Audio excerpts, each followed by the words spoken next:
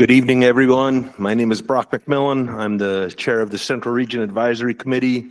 Call this meeting to order. This meeting is being held in person at the division office in Springville and is also being streamed live on YouTube. This is a public forum, allows you to express your opinions and ideas on wildlife management in our state.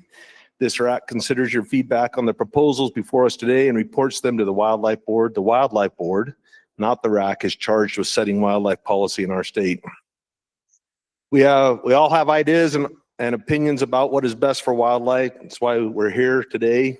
We encourage everyone that wants to express their opinion to fill out a comment card. So if you are going to comment on something, you need to fill out one of the comment cards that's outside the door here, or you won't be allowed to. Comments at today's meeting should be focused on the topics listed on the agenda. Unrelated comments will not be heard today and should be sent directly to the division or the RAC and board members for consideration at another time. We expect those in attendance to respect people who speak, especially those who hold views that don't align with our own. Respectful behavior facilitates efficient meetings where RAC members can listen, digest, and address the concerns, ideas, and proposals being presented. Disrespectful behavior will not be tolerated, and those who engage in it will be asked to leave. Lastly, please help reduce distraction during the meeting by putting your phone on silent. If you need to take a call, just step outside, please. We'll now call roll and have everybody introduce themselves. We'll start with Josh. Josh Kays, representing Sportsman. Bryce Castanetto, Public at Large. John Ziegler, Watchable Wildlife. Jared Peterson, elected official.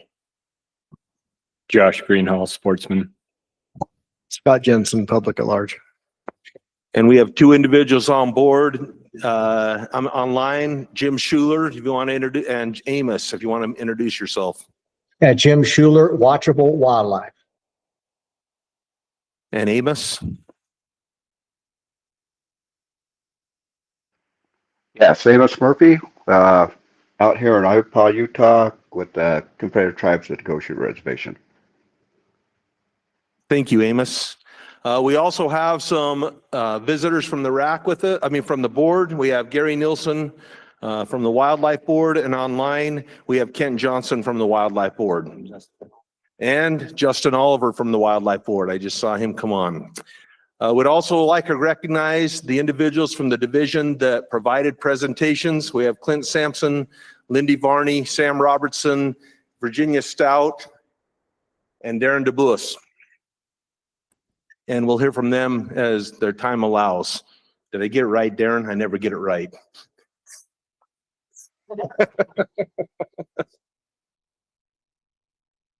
Don't think I've ever got his name right. I guess at this time, I'll call for an approval of the agenda and past minutes. So moved. In a second. So we have a motion by Scott Jensen and a second by Bryce to approve the past minutes in the agenda for tonight. All those in favor?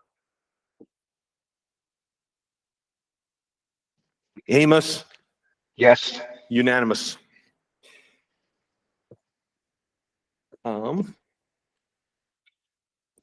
The first agenda item is a summary of the last Wildlife Board meeting, and so I'll do that. At the last Wildlife Board meeting on September 18th, there was a motion to approve the region's big game management plans as presented by the division, and that motion passed unanimously.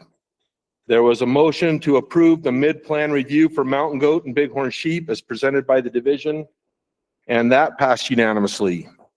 There was a motion to approve the conservation permit audit as presented. That passed unanimously with one recusal. There was a motion to approve the conservation permit annual report as presented by the division. That likewise passed unanimously with one recusal. There was a motion to accept the expo permit audit as presented by the division. That passed unanimously with one recusal. And there was a motion to approve the expo permit allocation as presented, and that passed unanimously with one recusal. And there was also a motion to approve the the 2026 dates for the board and RAC meetings. And of course, that passed unanimously. I'll now turn the time over to Danny for a regional update. All right, Brock, thanks. My name is Danny Summers. I'm the regional supervisor here in the central region. Fall is a great time for wildlife. Our region's been busy in the last couple of months, and we'll provide here a short summary of what's been going on. In our wildlife section, we just concluded, the majority of our hunts. The general season rifle deer hunt just ended. We had a check station in Spanish Fork Canyon where we sampled 167 bucks, and we had other deer come through as well. We saw a good number of mature deer come through, with more than we've seen in other years, and been getting good reports on our hunt.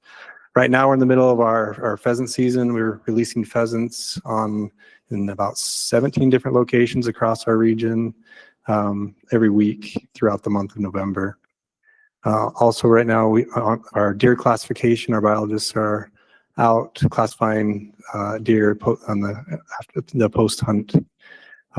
We've had some new changes with some of our personnel. David Smedley was hired as our wildlife manager a couple months ago, and then we've also hired Alicia Kocher as our new Wasatch West biologist. We're excited to have them working in our region in these positions. We also had our conservation group had a bat night in August that was really well received by all those that were able to attend up at Alta. And then they've also been installing MODIS towers to track some of these species as well. Our aquatic section has been busy. Just a couple of weeks ago, we had our sampling on the Lower Provo electrofishing that was done. We've had really good participation, had 20 plus volunteers each day that entire week, including some of our local guides and other fishery groups that were able to come and help us on that project and seeing how healthy the river is. That was a two-pass electrofishing population estimate, and the analysis of that data is ongoing, but at the first glance, and it looks really good. We saw the fish were in good shape. Right now, the section is working on a lot of planning efforts recently and outreach. They recently presented at the Utah Lake Symposium. They've had some conservation planning meetings recently with concentrating on different amphibians, native fish, including cutthroat. There's also updates to different sportsmen or fisheries angling groups that are going on, and we're also looking at the statewide cutthroat conservation group here, or I think that was yesterday, one of those meetings presenting there. So our habitat section's been busy with this fall's busy season for restoration projects. They've been really had a huge project where we've transplanted 140,000 shrub seedlings on various properties across the region, and Forest Service, BLM, and state lands. A lot of sagebrush planting on winter range for deer. Try to get those properties to get have better habitat for deer. They've also had a project, a prescribed burn on the Sandpitch mountain range to improve deer habitat that we've been waiting to happen over the last couple of weeks. So they've been burning that, and also even today they've been a prescribed fire with the Manti La Salle National Forest in New Canyon and San Pete counties also started burning today, and we're excited for that, for what it can do for deer habitat and other habitat restoration. We're also working with the Trans-West Express power line. Construction is beginning. That's going to impact about 5 of our wildlife management areas, and our biologists try to work to mitigate those impacts to wildlife. The outreach section has been very busy with a number of events in September and October, including our kokanee salmon viewing event at Strawberry, a women's shotgun shooting clinic, special needs adult fishing event that was at Salem Pond, rattlesnake viewing event, and then just last Saturday there was a beginner youth pheasant hunt at the Santaquin WMA that was a big success. Had a lot of people show up that signed up and were there and were able to harvest or at least get a shot at a pheasant. And we also want to thank Sportsmen for Fish and Wildlife for their partnership on that event.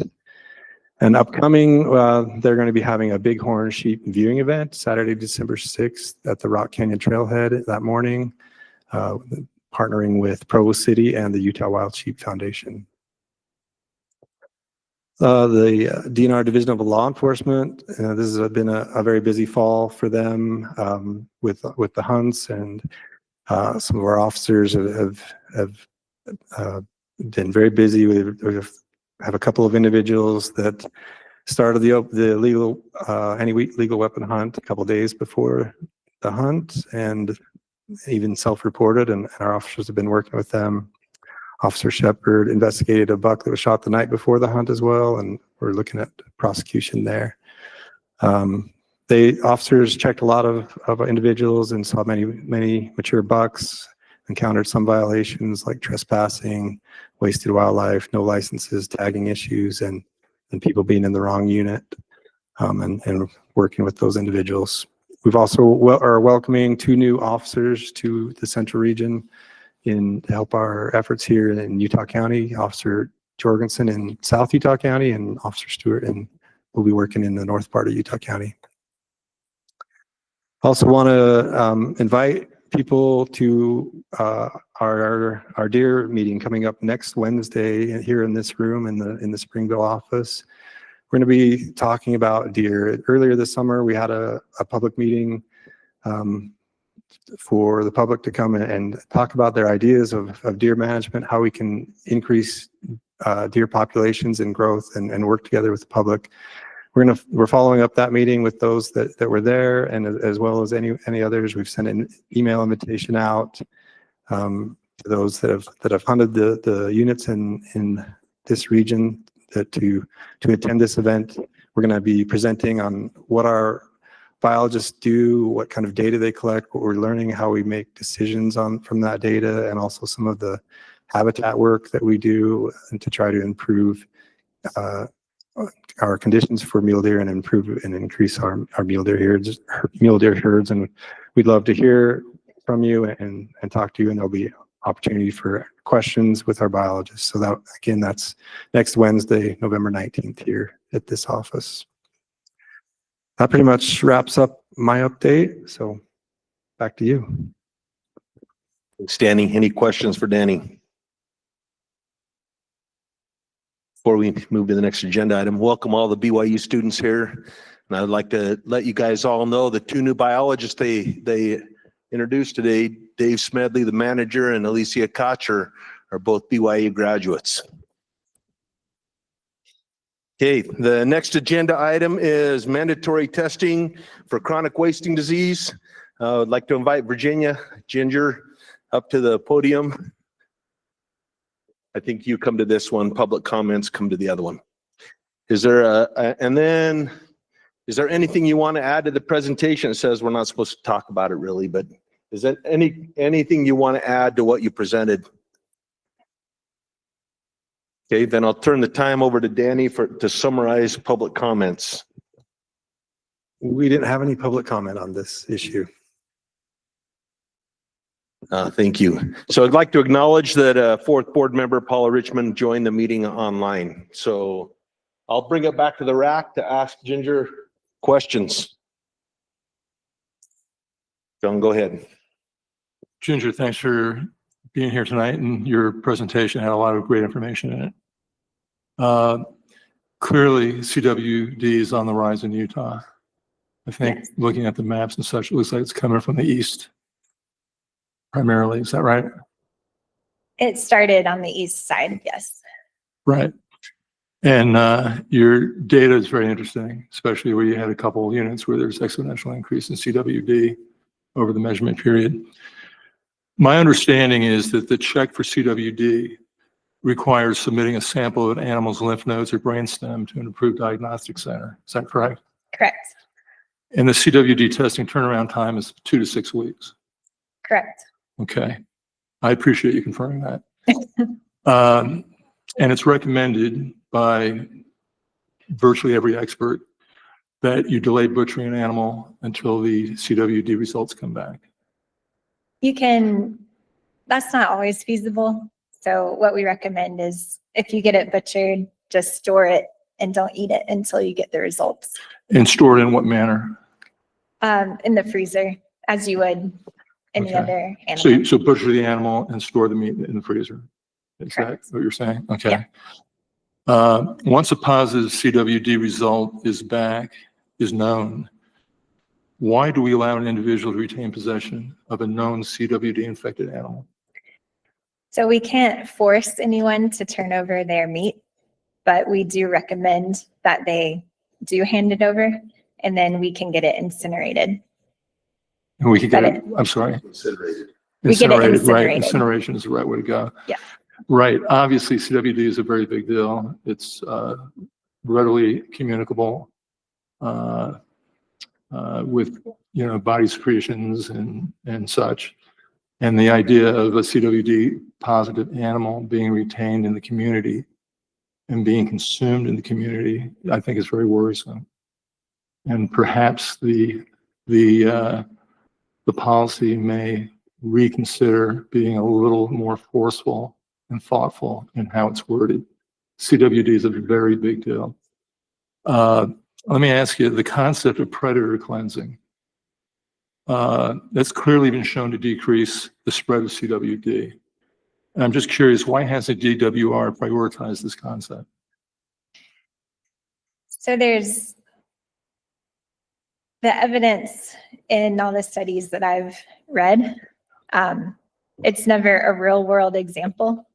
So I don't think we know for sure how it would be used. So we don't, a lot of those studies are in a captive setting. So we don't have direct evidence. So it's hard to make policy on things where we don't have that direct evidence. Well, if you would be amenable to this, I'd love to exchange emails. I can provide you with some articles that show it's pretty clearly recognized that predator cleansing does in fact decrease the spread of CWD.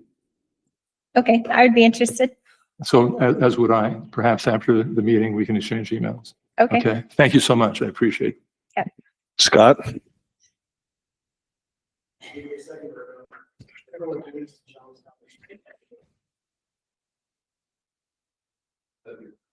Anybody else have questions for Ginger while we're waiting for Maybe JP? more a question. When considering confiscating meat, would that also include the head? Under your implying maybe that we should be more forceful in confiscating that meat or whatever. Would that also include the head, in your opinion? My understanding, and Ginger, you may be more knowledgeable on this particular topic. If you're talking about like antlers and skull and such, I don't believe that an antler and skull that's cleaned would have transmissible prion material in it. It's really CNS, brain, and tissue that we'd be mostly concerned with, blood and body fluids and such. It has been found in velvet, but In once velvet. it's actually hardened, it poses a very, very low risk. Other questions for Ginger? Bryce? Ginger, hello. Has it gotten to the point where we've considered mandatory testing for everybody? There's a couple issues with that. Funding is probably the number one issue. If we could, I would love to have all the samples of every hunter, but that's just not feasible for workload and funding. So that's why we're approaching this slowly and starting with a small hunt with a small period of time to make sure that we have everything set up appropriately. And then in the future, we do have that option of expanding it.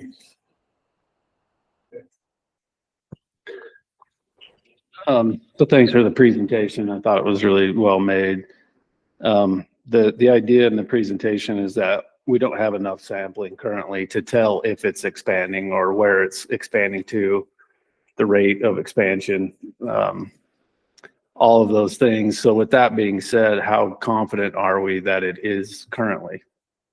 Is our testing just showing that it's been in the areas already where we start testing, or are we sure that the data is showing that it has spread from the east to the west and it is expanding without the proper sampling, and we're having to move to a mandatory sampling? How confident are we that it is, expanding? So it's pretty obvious when you look at the map from year to year that we're finding positives in new areas. So in that respect, we know it is expanding geographically. The thing that we don't know is the correct prevalence. So how prevalent is it in a particular herd? And that's what we're trying to get at with the mandatory sampling, because you need a certain number of samples to actually determine an accurate prevalence. Go ahead, Scott, and then Jim. If I recall, you're trying to hit like 300 samples in order to get those numbers. And we heard that at their check site, they checked about 160 deer or so that came in through the weekend. I'm wondering, are we also checking like roadkill deer? It seems like there's a lot of roadkill deer, and it would be pretty easy to add up numbers pretty quick that way. Are those being included in these units of interest? Yes. So we have a weighted scale for suspect, roadkill, doe, buck. So it's a scale that gives us a certain number of points depending on which kind of animal we get. And roadkill has a higher point rating than like a normal doe or buck. So yes, that's included into those point system.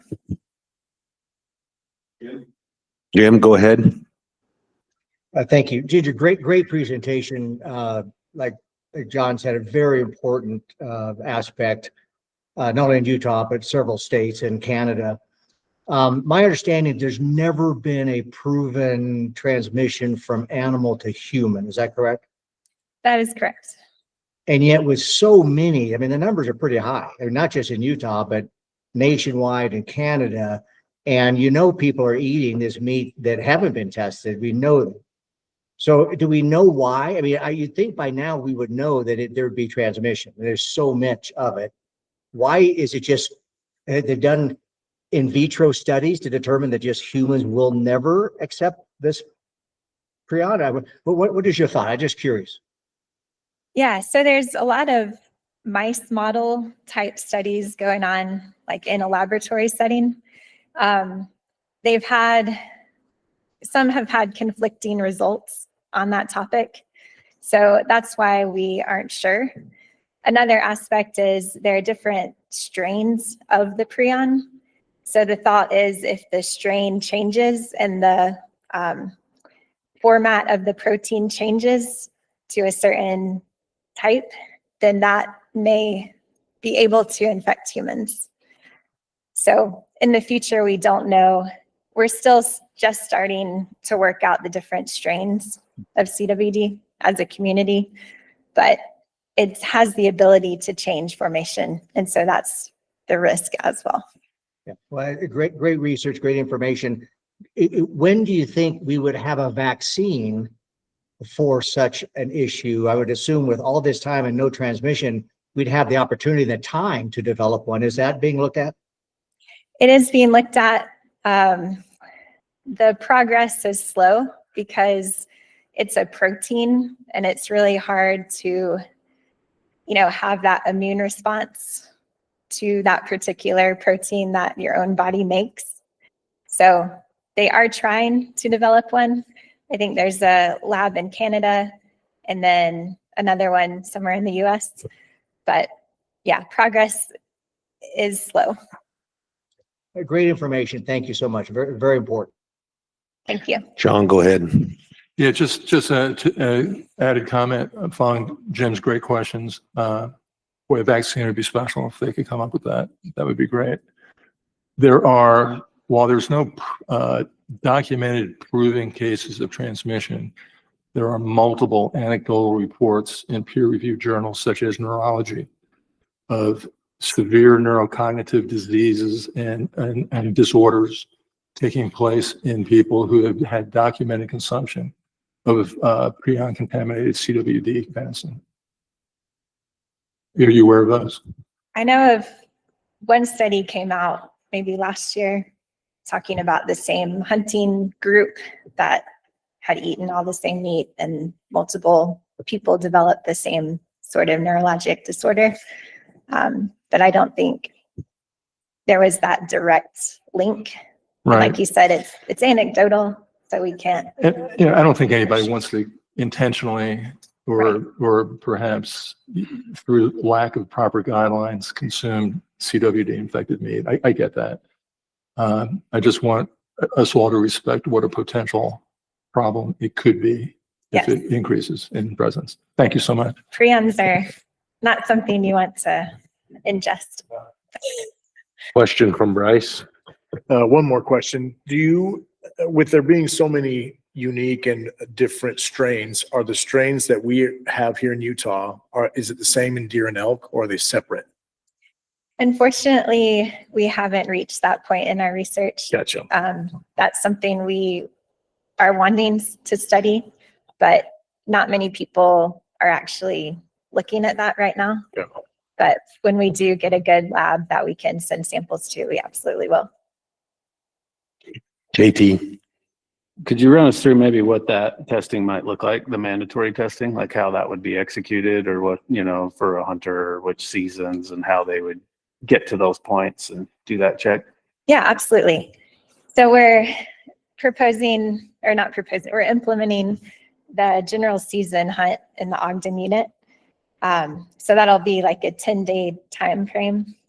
People will, before the hunt, I'll develop some videos to teach hunters how to actually take their own samples, which is done in a lot of other states. So we want hunters' help in getting those samples because we've been doing this by ourselves for so long. We haven't been able to reach that correct sample size. So we need help, basically. That's why we're doing this.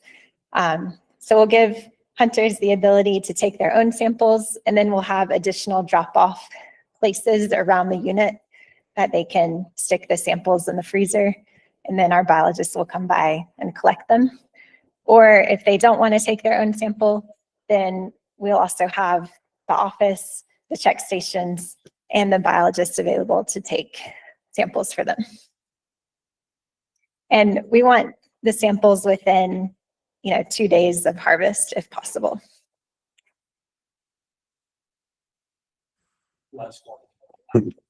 Jared first and then John. Yeah, I was gonna say, you brought up the video and being part of deer mitigation and stuff, that was the hardest thing for our volunteers too. So that'd be paramount. Get some good videos out there, how to get to the samples so people aren't turning in tonsils or something else. I know we ran into a little bit of that, and yeah, so that'd be paramount. The videos are out on YouTube. I mean, a lot of them are like whitetail and they're not ideal. So that would be awesome. Yeah, I also spent some time this last year taking really good pictures of how to cut, like the angle and what each organ looks like. So I'm also making information sheets that we can hand out as well. Refresh my memory. I don't quite recall. I'm sorry. The mandatory testing is for deer or elk or both? Just deer. Just so deer. far. Are you aware of any cases of moose being infected with CWD here in Utah or elsewhere in the Rocky Mountains? Yes, I know they have had at least one in Colorado. We have not detected one in Utah, but we haven't sampled that many in comparison to the elk and deer. Are you aware of infected elk being in Utah? Correct, yes. Okay. So that's one of the reasons we chose Ogden, is because one elk has been detected where no deer around there have come up positive. So we really want to know what's going on in that unit and if it's actually in the deer or just in the elk. because that's not the pattern we've seen in the past. Okay. Usually we see deer first and then elk. Thank you again. Appreciate it. Scott, you have a question? I know you're ready to move on. No, I'm ready to call the public. Longevity, you mentioned 2 days. Tell us more about, if somebody goes out on a hunt and they're there for the week and they shoot something opening weekend, do you need to call a biologist, have it come in? Do you run down to town? How do you handle that? How long does it you have to still have a sample that's usable? Yeah, so if they keep it cool, you can do it, up to a week. But if it's just out in the environment, in the heat, then it degrades pretty quickly. So I guess whatever, each situation is going to be different. But if you keep it in a cooler, then you should be okay. And just to clarify one more thing, we will be still having the voluntary sampling on that unit. So outside of that one particular hunt, we will be asking for other samples, and then elk will be included in that too. JT. 2 quick questions. Sorry. So Good. where it's mandatory, has it been considered what the, I guess, punishment, for lack of a better term, would be for not doing it? And is there any exceptions for extenuating circumstances, or how is that handled? And then just one comment and I'll be done, but where there's a shortage of testing, I wonder if we've tried, and it sounds like we have, but I've hunted here a long time and I never knew that there was the desire to have those samples. So maybe a little more outreach where we just ask for them without it being mandatory, maybe on other units, just to see, if it was more known that those samples were needed, I think a lot of the public would be willing to do it without having to, do a mandatory component, but just a thought. But Yeah, and that's another component of what we're doing is this year we'll have a big outreach campaign as well to go along with this. So we're hoping to get the word out that we want samples and that people should test their deer and elk. And the penalty, so in the code, it is associated with a fee. This first year will be a trial run, and then we'll assess how it works and then discuss that kind of thing afterwards. And Ginger, do you want samples statewide, or are there just specific units that you'll be targeting on an annual basis, like a rotating kind of thing? Seems Yeah. like when we first started, there were specific units that we were targeting, but not statewide. Yep, so each year, you're right, we do a 5-year rotation of each unit.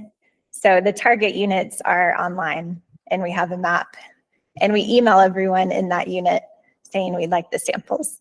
So we need to figure out another way to reach people because the email isn't really working.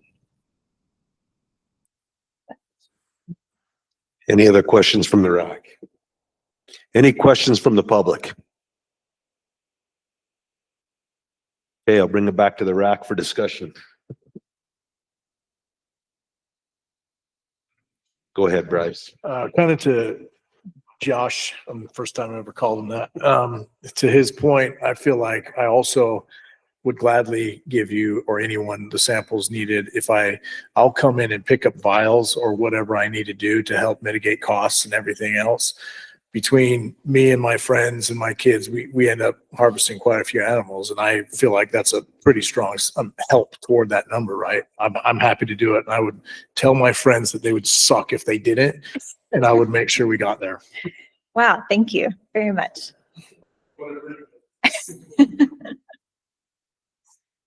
Any other discussion?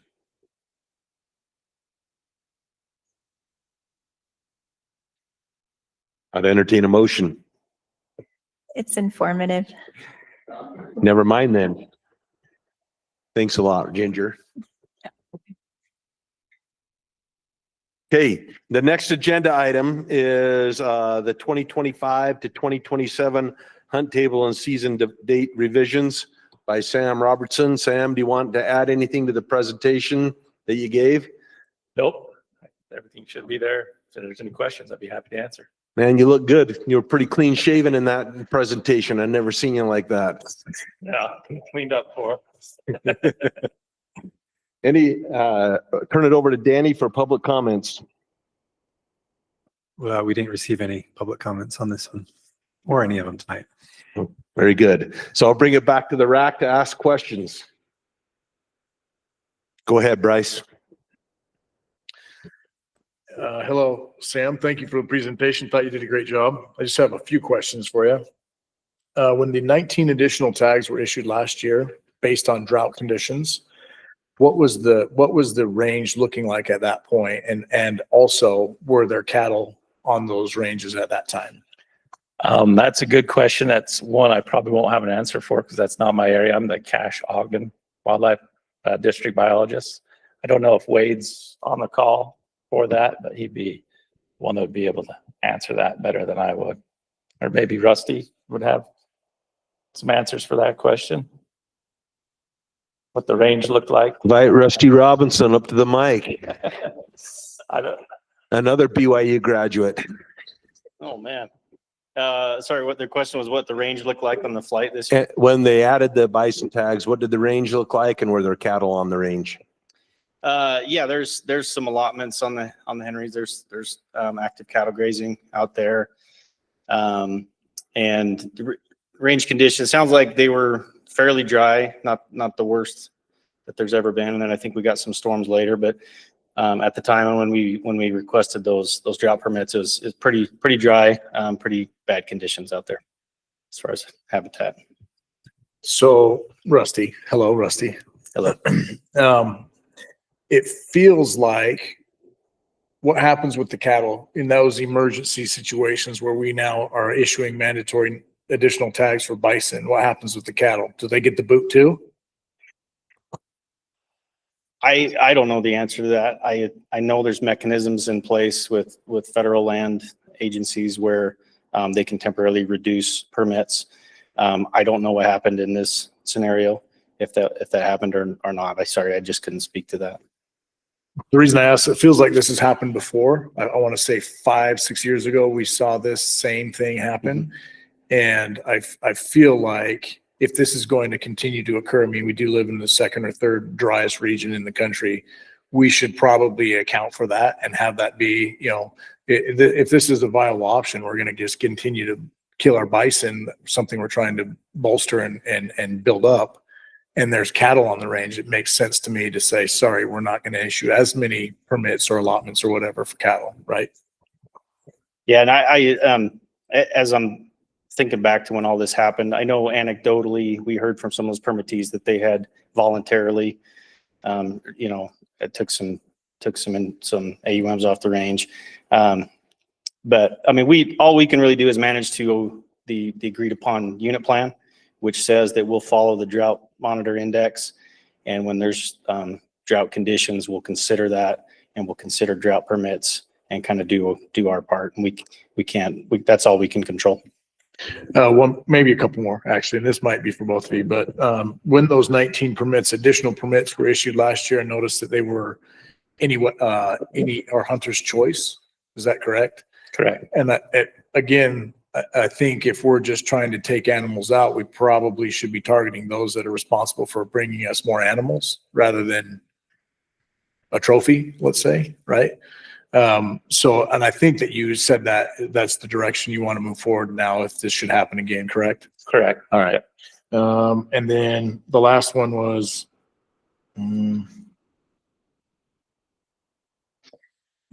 these changes, it seems like, after speaking with Rusty briefly, this was part of the 3-year program or 3-year plan that was already in place, and these changes are outside of that plan.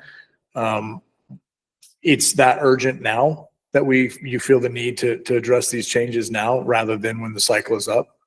Yeah, these 2 items we felt like were emergency, so we have these tools if we need them going forward these next couple of years, so we don't run into the problem where we have to put all those permits in a hunter's choice. JT, go ahead. Mine's just kind of a clarification. I could have missed it in the presentation, but they talked about where they're going to squeeze that hunt in. And then they used some data on, I thought they said average days to harvest. which would imply that to some degree, there's kind of an even number on either side of that date. And so if we use the date, could this potentially backfire if the goal is to get them off the unit? Are half of those tags, if we shorten it down, if we shorten all the seasons down to the average day of harvest, are half of those tags now not going to harvest in those seasons? You know, the concern there was the satisfaction for the hunter might go down, and they, you know, half those tags that were on the other side of that average day may not harvest. So I don't know if that was thought about or if I just missed it. Yeah, so it was going to be to shorten the longer cow hunt. It goes about 18 days each. So shorten it all, they'd all be about 12 days, except for the last archery hunt. And that's where I was talking about how many days it takes to harvest, because that archery hunt will fluctuate because it ends at the end of the year. So those numbers of days will fluctuate depending on the calendar falls. Thanks, JT. Other questions for Sam?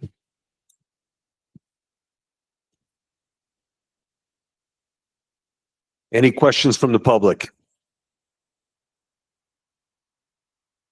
This is an action item, so now we'll bring it back for discussion with the RAC.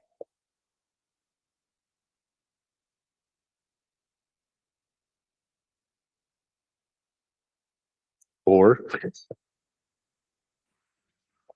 I don't really have any necessary like evidence of this, but it feels like on the Henrys especially, it's such a difficult place to get to.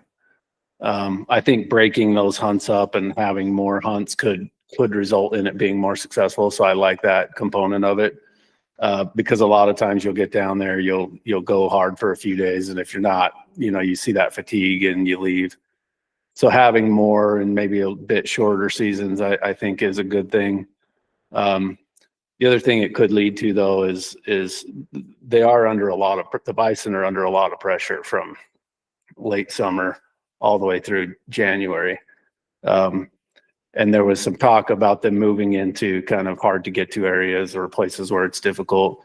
And I've seen that down there personally a few times on that season. I'll be down there again in January and kind of almost expecting that to happen.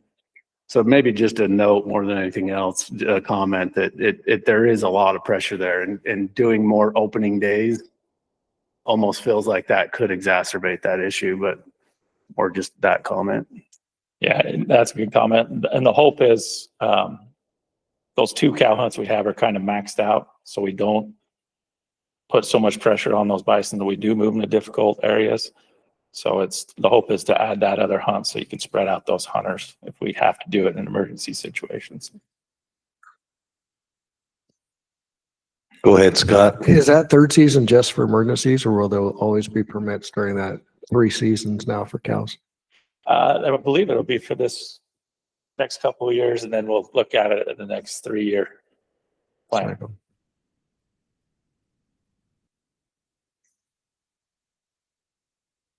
Anything else? Now I'll entertain a motion.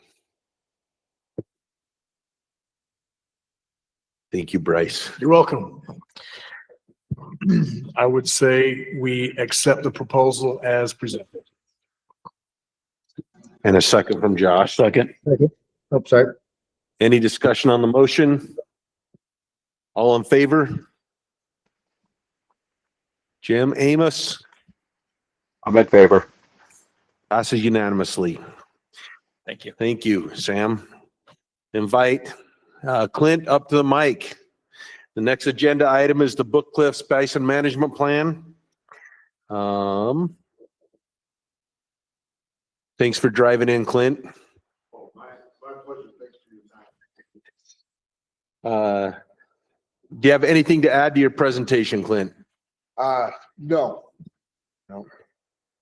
You get what you get. It's always true. Questions for Clint from the RAC. Go ahead, Bryce. Here we go, Clint. Let's have it. I'm super curious to know about the feral horse removal. Could you elaborate on that a little bit? Technique, how, whatever you guys did, or who did it, how it was done? Sure. And also, sorry, how many? You bet. So in the Book Cliffs, there is a wild horse area on Winter Ridge. And so the BLM has that sanctioned as an area for wild horses. So we can't touch anything inside that area, but anything outside the BLM has designated those horses as a stray or feral. And so then it kind of comes down to the county, and the local permittee on that unit too can also, I believe, claim some of those horses. And so this summer we were able to go in there with a contractor and use a helicopter and remove just under 350. It was like 348 horses in just a few days. And so, yeah, getting all those mouths off the landscape. And then also we have a contractor out there trapping through the winter, bait, putting out hay bales, stuff like that. And then I don't know if he's trapping on water sources as well, but up there in those higher elevations. And so it made a huge difference. I don't know if many of you spend time out in the Book Cliffs, but I went in the roadless area several times this year, and you can definitely tell a difference removing those animals. I noticed a difference even in the non-roadless. Just driving out Steep Ridge, used to see 100, and I was out there a few weeks ago, saw 3. Yeah, big difference. This is the first I'm hearing of this, and it sounds like it's a massive effort. And was this done previously, or is this the first time we're doing this? It's been done in the past. Yeah. On the same scale? As far as like numbers? Yeah. Probably similar. Yeah, maybe similar numbers. But yeah, there's a lot of horses. Yeah, out there for sure. Go ahead, John. Out of curiosity, what's the ultimate disposition of those feral horses that you round up? What happened to them? What happened to them? They were shipped to a buyer. To a buyer. Someone Okay. who wanted them. Okay. What is the number of bison that the objective number in the area that the Book Cliffs area? Sure. So currently, we have a wintering adult objective of 450 adults, and we want to change that. That's why we put together this committee and had these meetings and fleshed it all out there. We want to split the objective. So in the past, it was just one objective for the complete Book Cliffs unit. And you could see in that presentation, there's 3 subunits in the Book Cliffs. And so for the Little Creek, or what we call the roadless in the south, we see a lot of migratory use from bison coming back and forth from the Ute tribe onto public land or silo land. And we chose to make that the south and the Little Creek area an objective of 400 animals, adult animals. And then on the Bitter Creek side, large portion that's mainly to the north of the unit, we settled on 250 wintering adults for that objective. Right. So you'd have total of 650 in the 2 newly created divisions, right? And how many tags would you sell? The tags will kind of fluctuate. We've had a lot of growing pains in the roadless area, trying to find the threshold on what the amount of pressure those bison can handle. We found that if we put too much pressure on them, it's such a small area that they'll just push onto the tribe and stay out of reach. And so we've fluctuated there with hunt structure and permit numbers there. And for the Bitter Creek side, we've cut permits here lately, trying to grow some of those animals, because they have kind of paid the cost of that migratory herd in the roadless area, trying to keep at that 450 level. And so the past few years, we've kind of cut permits there, and it's been a tougher hunt because currently we probably have around 150 bison on that Bitter Creek side. And in the past, when you go out there, I mean, 1 or 2 ridges, one day, you're going to find them. And now it's border to border. I mean, they can be anywhere in that whole Book Cliffs unit. And so you're talking, 4 solid days of driving, you know, a lot of miles, a lot of roads, looking for sign and stuff like that before you can find them. So yeah, I think in the future, we'll be able to provide a better hunt on that Bitter Creek unit for sportsmen by that slight increase to 250. So you're trying to maintain around 650 between the two units, right? Yes. And I recall it was a number of 95 in your presentation. Is that correct? 95 tags, perhaps? Oh, like permits total? Permits total. Yeah. Yeah. And what's the success rate for the tags typically? It's been pretty high. We've had some years that are tougher than others. You know, no crystal balls out there, but most of the hunts are pretty high success.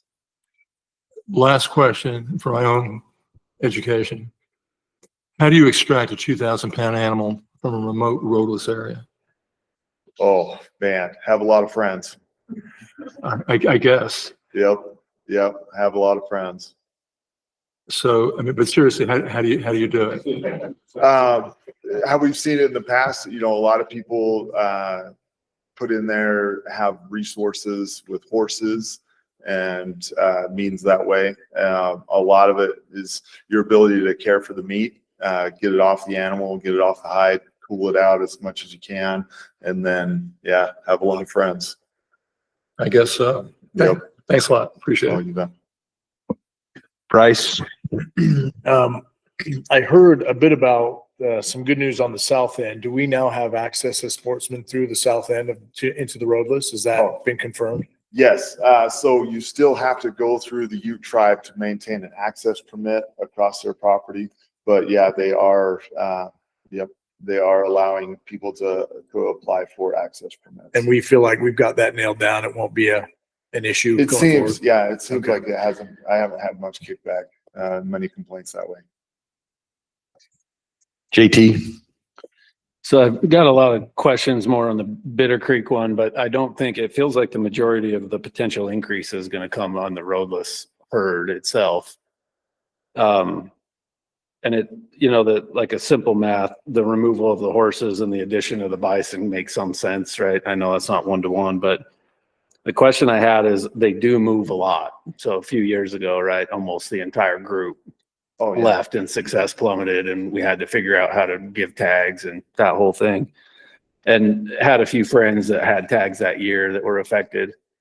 So if we increase that population and also potentially increase tags, is there any, like, how has the tribe been consulted on this, and are they buying in? Because if it's a migratory herd half that year, you know, they could be on tribal ground. What's their opinion there? And is there any hunting currently done there that we could try to coordinate to create a situation where we increase the population, but then we can't access them for harvest either, which would make it difficult to manage that population size? Oh, it's tough, especially when there's kind of a curtain over there next to you. And every year, you know, we just hope that they come back. And so how the migration usually works is the bison tend to usually filter back in about pre-rut, about first part of July. They'll start kind of pouring in the head of what's called West Willow Creek. And then they'll kind of just filter in through the bottoms of the canyons, and they'll occupy the roadless area until either the snow pushes them out or it starts to melt. And then once it starts to melt, they'll push out and usually calve up on the tribe. And so, yeah, at certain times of the year, you can go in there and not see, you know, hardly any bison. And so moving forward, as far as coordinating with the tribe, we try, you know, to meet with them often and coordinate with them. But there's always that risk of, if we hunt them too hard, they can go back onto the tribe. Maybe if they hunt them too hard, they come over to us. Like, there's always, you know, that risk involved.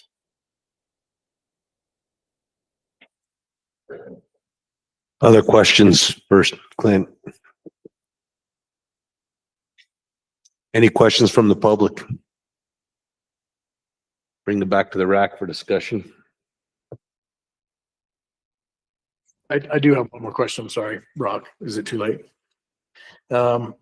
With this increase of the population objective, obviously you see at some point an increase in tags as well, I imagine, right? What does that look like exactly? I mean, how many are we issuing? More bull tags, more hunter's choice tag, more cow tags, or all of the above? So we're going to try to keep a high bull to cow ratio. And so that'll keep the herd from, growing at a huge rate or anything like that. But yeah, I see potential to increase bull tags pretty significant and help move people through the once in a lifetime process. And so, yeah, like I say, there's no crystal ball out there. We've made a lot of mistakes and learned a lot dealing with bison. And the biggest thing though is we have the support of the guys on the ground. The permittee out there was on the committee. We had multiple members of the ag side on our committee, and I think the groundwork's in place to make it a success that way. And yeah, we'll definitely look for opportunities to give sportsman opportunities out there for sure. JT. Kind of my comment on it. I think it would be nice. I know you have, I think it was 18 callers currently. So you got about 3%. I think it would be a good idea to try to increase that amount so that we can watch those movements. Good idea. Clint. JP's a prophet. Yeah. He is a prophet. Give him the good news. I don't know who you're following, but I would follow this guy right here. Yeah, this winter, February, we're going to put out an additional 30 callers.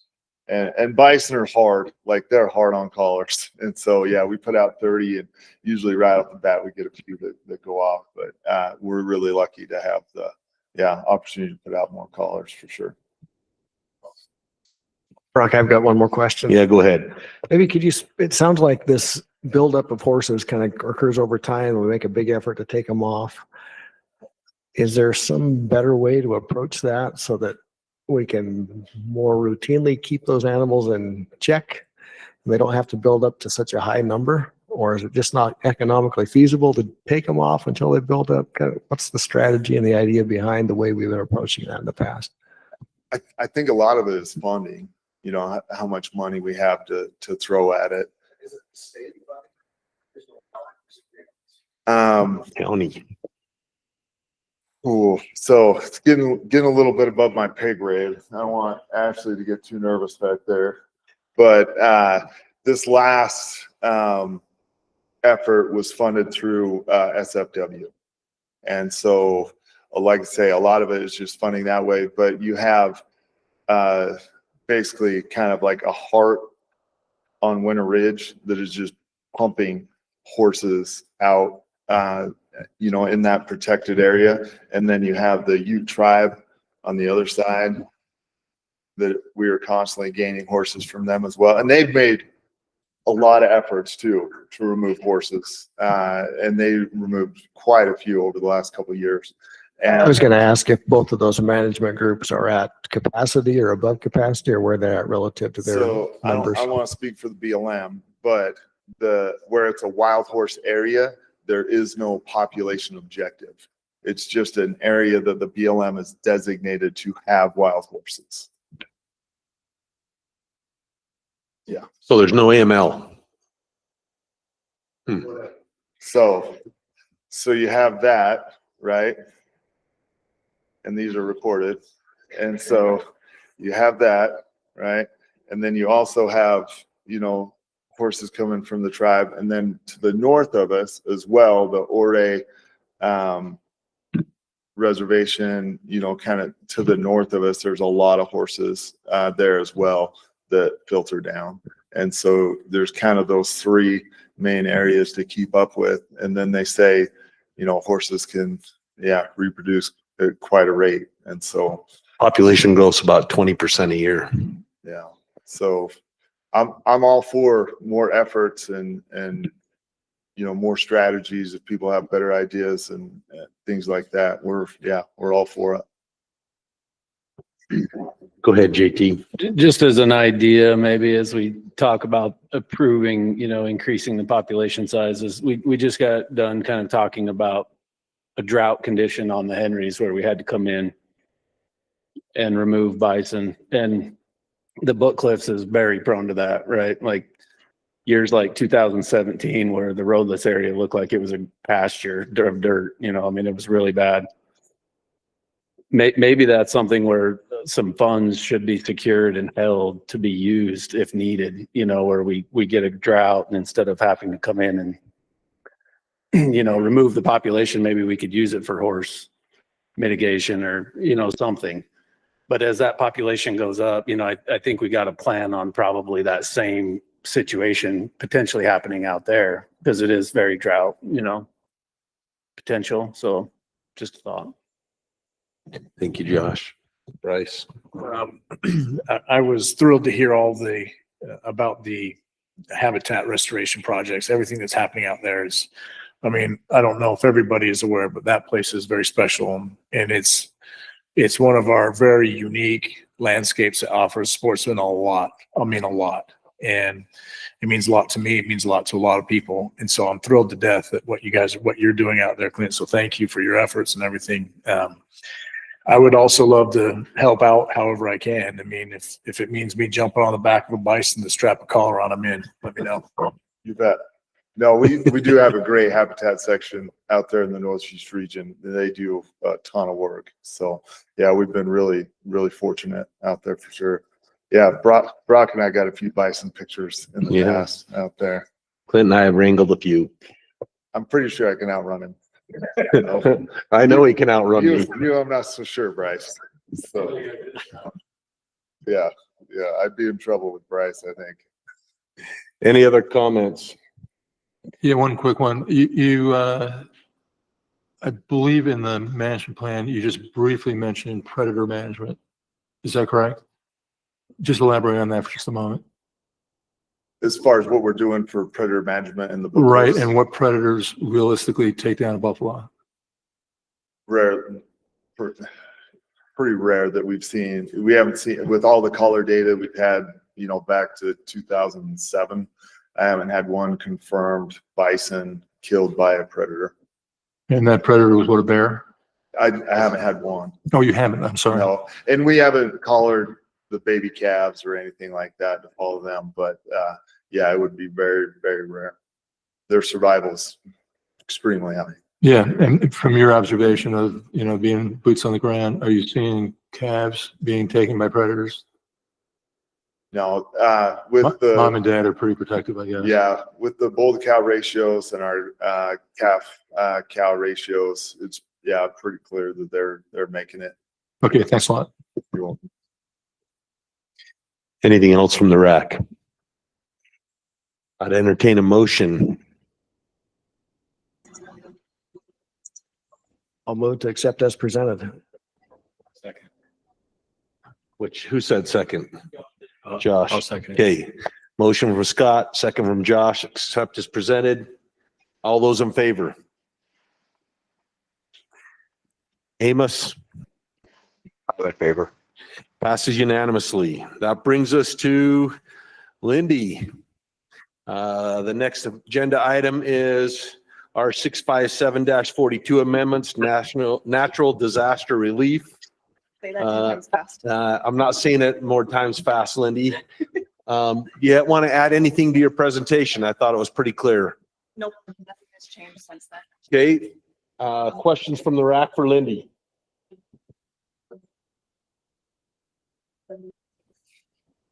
Lindy, elaborate on, it seemed like you mentioned if a person had an opportunity to hunt one day, that was the threshold. Correct. Yeah. That seems pretty brief for a once in a lifetime hunt or a Yeah. limited entry hunt. If you get one day.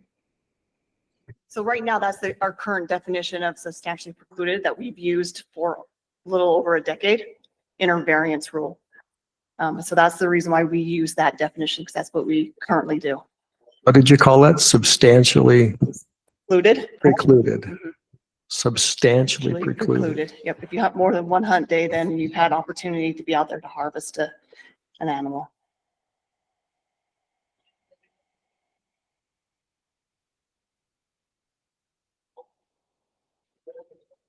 Any other questions from the RAC? Any questions from the public? Back to the RAC. Go ahead. I'm ready to make a motion. We accept as proposed. I love the idea of it. I just think the restriction's a little tight, it feels like to me, both on the 1 day criteria, and then there were some other aspects that, if 50% of the unit was inaccessible, right? If 50% of the public land was inaccessible, that met the criteria. And I'm thinking of a unit like the LaSalle, where the unit starts at the intersection of the highway that leads to Moab and Interstate 70, and then runs all the way down past the mountain, and all that's BLM land out there, right? And you think, well, there's probably 400,000 acres of BLM land, but 90% of the hunting occurs on the 20,000 acres that are on the mountain. There's never going to be a scenario, even the whole mountain burns, that 50% of that unit was inaccessible. So that criteria, just in my mind, doesn't fit for a lot of our units. How do you deal with that, Lindy? If the whole mountain burns, but it's only 20% of the unit? That is a really good question. You know, each natural disaster is so unique really fires are unique. And that's why we have like more than 50% of the hunting opportunities are unavailable, because that could 50% of the unit, but 20% is gone. Is the 50% of the hunting opportunity. Because animals move, they live on one part, just like on the Monroe, there was a lot of 70% of it was like inaccessible because of the fire, but not the whole unit was burned. It was less than 60%. Let's see what Kobe says. So it is it depends. So it's the unit or the habitat, and that's the nice thing. That's why this rule is kind of vague, is because then we can look at the natural disaster, look at the different criterias and what's been affected, look at all the different variables that's out there that's best to help our hunters in that situation. So it sounds like to me that it's vague, so that if 50% of the hunting area, yeah, not the unit. because we didn't want to tie our hands where we couldn't help our hunters. If we made it like this, and this, Yeah. has to be met. No natural disaster is going to hit every criteria. Right. And I guess as I listened to it, it just felt it was a little tight to me. Maybe it's more vague in application than what I understood. Yeah, And I think that's the intent. it is the intent. Yes. Yeah. So I'm fully in favor of that. I guess if anything, I don't have a recommendation how to make it looser, but if anything, I would interpret those regulations pretty loosely so that the intent is achieved. Go ahead, JT. I agree, especially on the days. There's just so many variables that account for what that day is, right? And I think if this situation happens, I get that we're trying to have these definitions, but if that situation does occur, I would tend to err on the side of caution for the hunter losing that experience, rather than, you had 1 day, you're out. Like you're trying to turn a tag back or something. It's like, that was completely out of their control. I also felt like it was a little tight. Lindy, how many times has this happened in the last 100 years that 1 day into the hunt, there was a natural disaster? Zero. Yes. For that comment, zero. This is the first time, this rule change is stemming from the whole Monroe issue that happened this summer. This is the first time since my career that we actually had this kind of disaster of a fire hit a unit that devastated it. And that's, 18 years. And so, but we felt like, based on the emergency board meeting, we felt like we did need a little bit of flexibility so we can help out our hunters, especially because some of these units did take 25 plus years to draw out for. We want some flexibility to help these hunters in these situations, but it's a rare situation. So it is. I mean, maybe I'd be more comfortable with something like substantially precluded, which is typically considered 1 day. So there is wiggle room. Yeah. And just for some clarification, this rule is kind of divided up into two little sections. So one's to help the hunter itself that, got affected by a natural disaster. And then there's another section of the rule that talks about the unit itself. So when when we talk about substantially precluded, we're talking about like if a hunter got hit with a natural disaster. Exactly. Yeah. Right now, we can't help that hunter if it's like a week before their hunt, they lost all their points. Or they're out hunting and their wife calls and says, you know, there's a tornado or a hurricane, you need to come home, and they've only been out there for 1 day. Or a typhoon. Exactly. We now can help these hunters with that scenario. So this, so you know, this rule is kind of broken up in two little scenarios. Yeah, and I like that part of it. I mean, I think it's a great rule. I mean, it could even be that, you know, your flight from a different state was impacted by a natural disaster or something. I mean, I feel like that could happen a lot. So I love the idea of the rule. This is more of a comment than a question, but there was a case this last year where I called Lindy because a really close friend of mine, his uncle, I think it was uncle, do you remember this? His uncle fell off a horse, got bucked off a horse, and it was 1 day into his hunt. And I mean, this is an old man, he's like in his 70s, and he broke everything, right?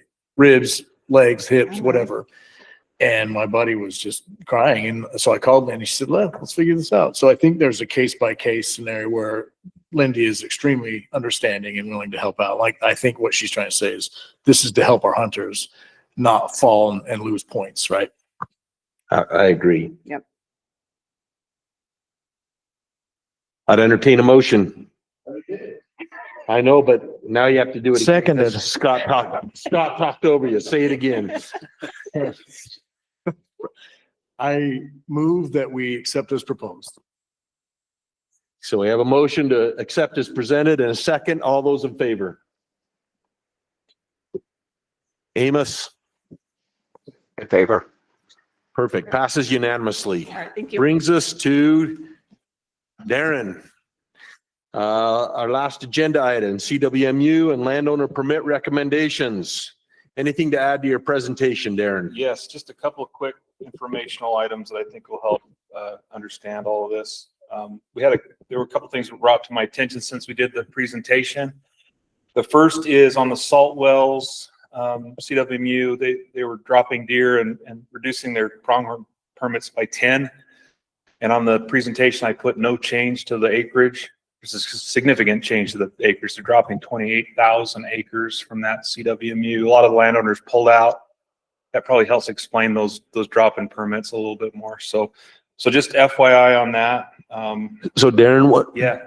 28,000 acres, what proportion of the CWMU and what proportion of the tags? Percentages. So it was a 36,417 acres. CWMU has dropped to 7,809. So they still qualify for pronghorn, but they're just going to do 2 a year. So it'll be 50-50. And I think the last year's 1 to the private, if I remember right.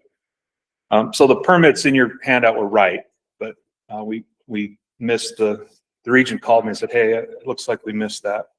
The other is just mainly informational, and this wasn't in the presentation, but the two-bear CWMU is going to be dropping elk hunting from their CWMU. So they'll still do deer, but they'll be dropping elk. So mainly just if people have been putting in for that, people in the public realize that they won't see elk available moving forward on that one. But other than that.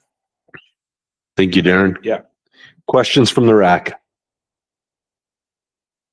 So we've got a couple of news and a couple of renewals. Would you just address the public lands on each of those?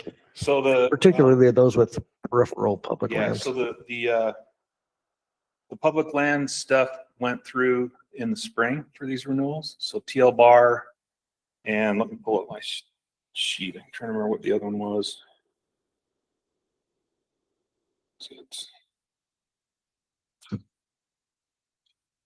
TL Bar and Ingham Peak. And those both went to the review committee in February and to the board and the RACs in the spring. So those have already been approved by the board.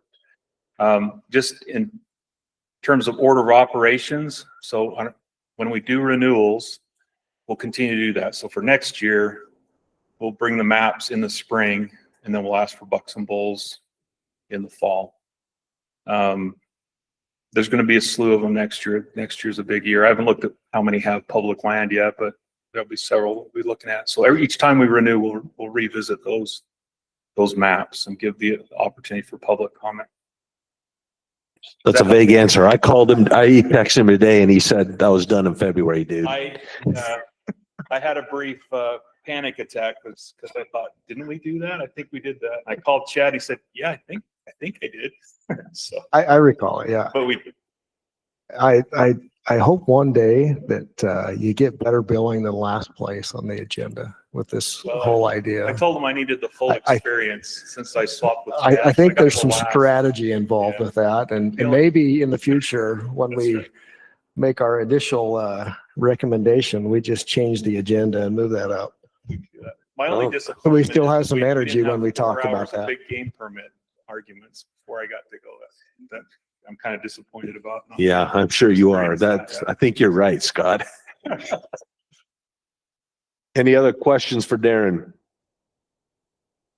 Any questions from the public? Bring it back to the RAC for discussion and motion. Well, as much as I critique this program, I am a big supporter of it. I do really believe in the utility. I'm a strong advocate for private lands. But in my mind, it always stops at the boundary of the public land. So that's where you're always going to hear my feedback. But I'm a big proponent of this program. I think it adds a lot of value for hunters in the state, and I really enjoy it. Bryce? I agree with Scott. I think it is a good program. It's valuable to both our sportsmen, but more importantly, perhaps our wildlife. And I think that's a huge part of why we're doing this, right? Because it's tough for me to swallow the public tags versus the private tags in this program. It seems a little skewed that way, in my opinion, but this is what it is. And that's what I was going to say. Right, all that. Great. Thank you so much. Any other comments? Entertain a motion. I'll make a motion to accept the plan as written. I'll second. And a second. All those in favor? Amos? In favor. Passes unanimously. That brings us to the end. Is there anything else, Danny? I don't have anything else, no. Then meeting adjourned. Thanks, everyone.